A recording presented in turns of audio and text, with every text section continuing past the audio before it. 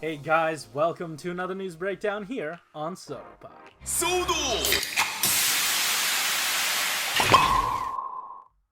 Alright, as always, I'm your host of Frozen Stratos, and I mean, you already clicked the thumbnail, you know what's happening, you know what we're talking about. We're getting brand new Kamen Rider Gaim action figures in 2020 through Soto Chronicle.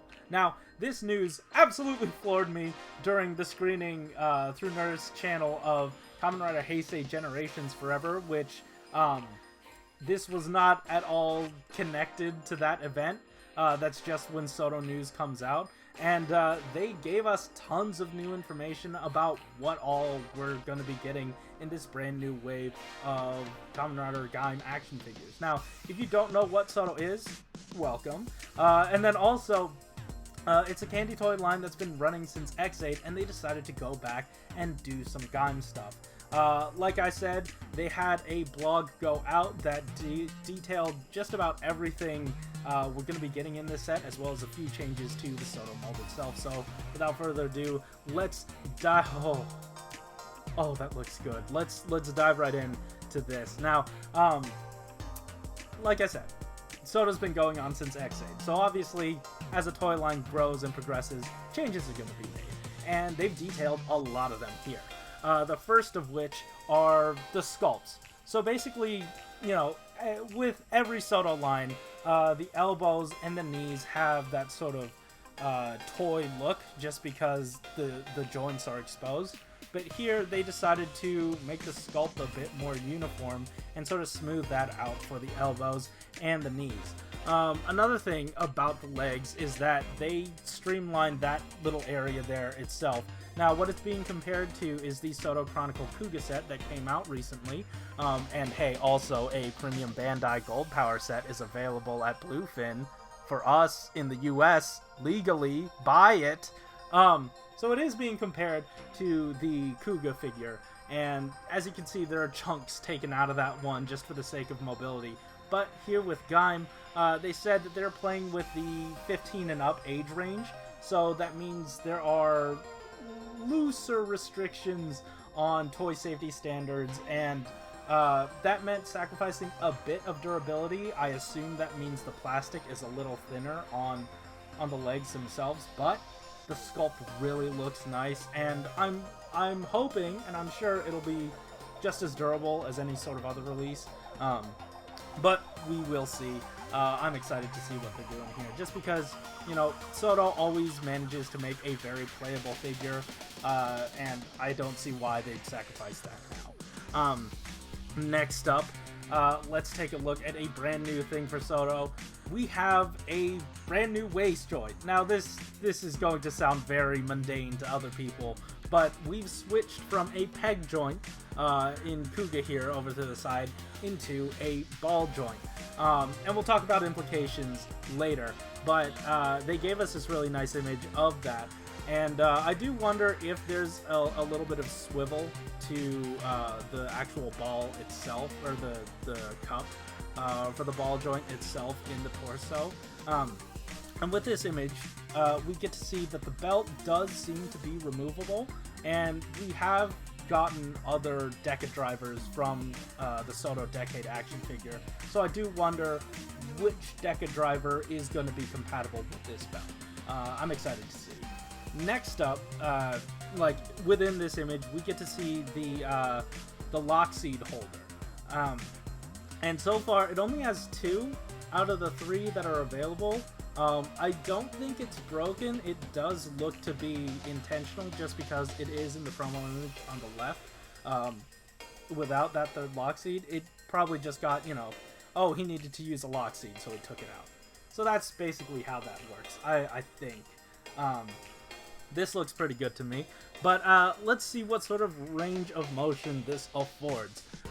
This ball joint did not take away from the amount of swivel that you're going to be getting in the waist, and we've got an ab crunch and a back. The back, you can bend the back, you can go backwards on it. You know, I do words good. So this is great. I love this for Soto. This is like the natural next step for Soto. That does mean it's not going to be compatible with other figures as it relates to the torso, but I mean, that's fine. That's fine as long as we're getting like this really nice range of motion here. Next up, let's talk about... Oh, wait. Also, we got this very nice image of him being able to pose like this just because of that ball joint. And we can see on the hand he has the two swords hooked together. Now, they did this just like they did the regular Candy Toy release of the Gaim figure when that show was coming out. You just plug the sword into the top of the hand and the other one into the bottom, and you're good to go. There's no fancy schmancy stuff. It's just two pegs. So that's nice.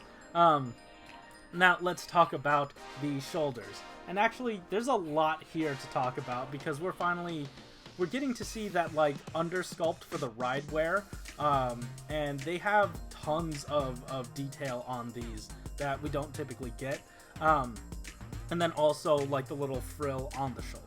But in terms of the shoulder itself, instead of the hinge joint, we are getting a ball joint in the shoulder, and that probably has something to do with the difference in how, I guess, the shoulder works. They couldn't use the that standard shoulder hinge up at the top for the shoulder armor, so I mean, this works out. Like, we get tons of range of motion with this ball joint, as well as a butterfly joint. We can bring the shoulders forward and back to get the arms across the body, which looks really good. This is something that they were saying they really wanted to improve on because some of their Soto figures weren't able to get their arms crossed like this. And yeah, it's just another thing where like Soto really wants toys to play with, and Soto really wants to sort of push the boundaries of Candy Toy, and this is them doing it here. Next important thing to note is the body itself. There are a lot of interesting things in this image here. The first thing to note is that we have ball jointed hands now, ball jointed wrists, which is another innovation that we haven't had in Soto before. Even since X8, anytime that they would use a wrist peg, it was uniform, and it has still been uniform to this day, so this is a very big departure in the Soto sculpt. Another thing to note here is that the eyes on this figure, they are going to give you an option set of stickers to have the eyes blank, like it hasn't been, like the orange hasn't turned into armor on top of them yet. This is the blank ride wear body, and they're basically giving you an option sticker to emulate that. Now, let's talk once again about the wrists. So, this is actually an innovation from the Sentai Candy Toy team, specifically Taka, who was formerly part of the Sentai Candy Toy team. And they basically trailblazed this innovation for Candy Toy, which, I mean, a ball joint is a ball joint. That's not really anything new. But in terms of Candy Toy, they hadn't really done that for wrists until shodo-x. So, a lot of credit to him. That's really cool that they're sort of sharing notes like this. So yeah, awesome stuff. It affords us, once again, a lot more range of motion in the wrists. So, let's take a look at the armor itself. And, I mean, I like it. So, what we saw before, unpainted, a bunch of unpainted stuff. But now we're seeing, like, the full shimmery orange in all its glory. The thing to note about the armor itself is that it doesn't actually turn into a fruit, which, I mean, Soto is known for reproducing the gimmick in their toys, but it makes sense here just because, for the sake of the sculpt, I guess, for the look of the figure, and you still can swap this around with other figures. We'll talk about that in a bit. So yeah, let's move on to other figures, because we are getting more. So in the very first wave, we're going to be getting Gaim and Baron. Also, not the only one that's going to be in this wave, but Baron here, they were talking about how they're going to be releasing Soto Chronicle in both retail and in the premium space. So they're just going to show off everything from the first wave of the retail set, and Baron is going to be in it. He actually has the longest pole weapon that they've made, or the longest spear weapon that they've made. So that's a neat bit of Soto history if you're jotting these things down. We get to see, you know, all the stuff broken up. It is the two-part weapon mold, so you have to plug in the top of the spear and the bottom of the spear. It's a good time. It looks great, and like I said, you can swap them around with any of your other figures. Another thing to note here, and they didn't make any reference to this in the blog, you have a different compound eye effect here for Gaim. So I do wonder who comes with the banana option stickers for Gaim, and how many other option stickers are we gonna get for other characters who could potentially wear this armor. There are a lot of unknowns here, and I'm really excited about that. So yeah, that's Gaim with that armor. Let's take a look at the third figure in this wave. It's Ryugen, obviously. Now this lines up really well with the very first release of their candy toy line. We initially got Gaim, Baron, and Ryugen, as well as an accessory set, but there is a bit of deviation here. Either way, Ryugen looks really good, and he's making very nice use of that wrist joint. Here's his armor. The dude's got a lot of gold here that's being done up in sticker, which is absolutely fine. And yeah, everything just looks really good. Something I really wanted to point out here was that the chest does seem to have a lot of paint on it. These are pre-production images. I do wonder how that's going to actually look in practice.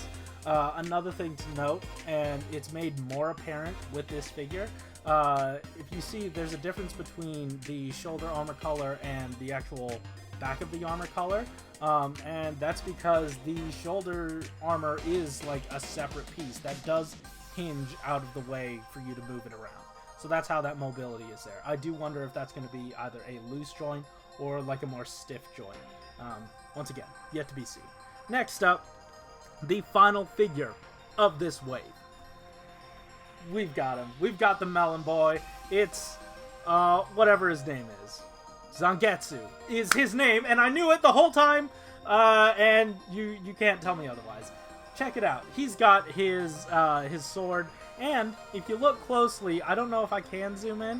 If you look closely, he does have his logo on it, which is accurate to his figure, so that's really great. Soto's always great about accuracy, and that hasn't stopped him here either. This figure looks incredible. Here is his separate armor set and his body set, which, once again, looks really good. I know I'm saying that a lot. And I do want to note about the armor. Take a look at that molded detail in there. That is accurate to a T. Now, take a look at, this is my figure of the original Candy Toy one. They just put in some random pattern on the chest before, and we've come so far that we have a fully accurate sculpt on the chest. Those tiny details are all in there. That is incredible. That is insane that you can get something like that this small. And talking about bringing it full circle, Soto in general, like, you know, as it stands, a lot of its innovations stemmed from Gaim. During the 7th Candy Toy blog that they did for X8, they were talking about how they were able to swap some armor as well. And they were well equipped to do this just because their manufacturer, Mega House, worked with Candy Toy and their mini plot a lot.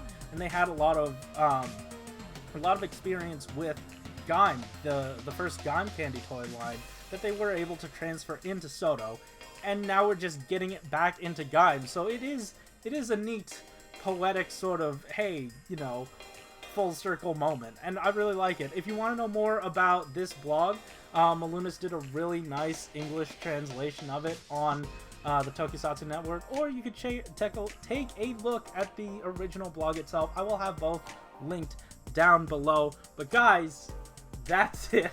That was a lot. It has been about 14 minutes, and thank you so much for sticking around. If any of that at all interests you, we talk about this every week. If you want to come back, definitely go subscribe. We're probably going to talk about some 01 stuff coming next week, because that's what the blog was teasing. I know it also teased something else. I kind of forgot what it was, so that's just another thing for you to be excited about, because we're just going to be talking about more and more Soto options, and it's going to be a fun time. Guys, thank you so much for watching. If you like this episode, hit that like button, and like I said, subscribe if you want to hear more from us each week. Also, in the description down below are links to how you can help support the Black Lives Matter movement. Please go in there, search around for some good causes that you really want to support. And yeah, guys, that's it. Keep it juicy.